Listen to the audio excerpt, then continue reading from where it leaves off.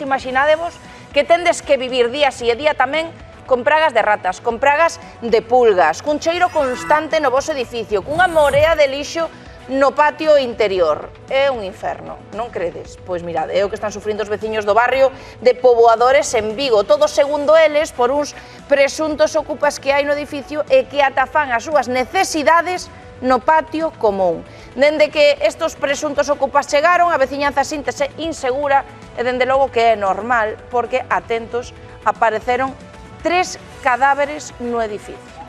Escoitastes ben, 3 cadáveres nese edificio que estades vendo. O de sempre, un dos donos non aparece por ali, non hai acordo cos demais, e mentre os días seguen pasando pros veciños que, sen culpa de nada, teñen medo na casa. De feito, aí viven mulleres maiores que nos dixeron: xa veredes, outro día hai outro incendio e xa veredes a broma.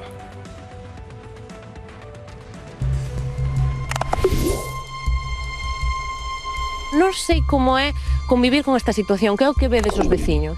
Esto es una porquería para el barrio. Esto es un foco de infección. Yo no puedo abrir las ventanas de las moscas que hay, pero moscas así, ¿eh? Las ratas como conejos. E esta situación, canto tempo levades xa con ela? 17 años. Como é a convivencia con isto? Bueno, pues esto entre que entran yonkis a chutarse, temos ratas, temos basura, temos heces atrás. En Membrán temos unos mosquitos gigantescos, un cheiro horroroso. Van 3 cadáveres que salen de aquí.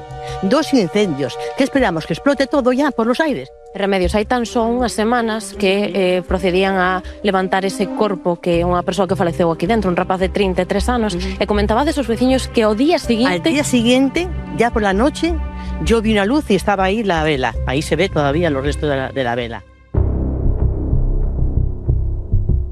Manuela, tú vives xusto aquí de lado pegada a esta casa, quizá eres das máis afectadas porque das directamente a ese patio da parte de atrás, non? Sí, eu teño como consecuencia que non podo abrir as ventás, que non podo ventilar a casa, que miña nai, que é unha persona dependiente maior, non pode disfrutar da súa liberdade de estar tranquila na súa casa desde hai máis de 17 anos, co calor do verán as ventanas cerradas, non podes decir, pois bueno, pois vou abrir un pouco a ventana esa, e incluso tender a roupa, é que non podo ni secar a roupa, porque non se pode respirar. Fixemos 80.000 denuncias á Policía Nacional, Sanidad... Esta é a última, pero cantas levades? Non sei, 10, 12, 15, moitas. Tuvemos varios incendios e o fume invadiunos toda a vivenda, tuven que tapar as ventás con toallas molladas, non podíamos respirar, todas as protestas que facemos nos dicen que, bueno, que non hai posibilidad, que é un problema dos dueños da vivienda. Esto, cerrarlo. Simplemente cerrarlo. ¿Tanto cuesta poner ahí 4 ladrillos?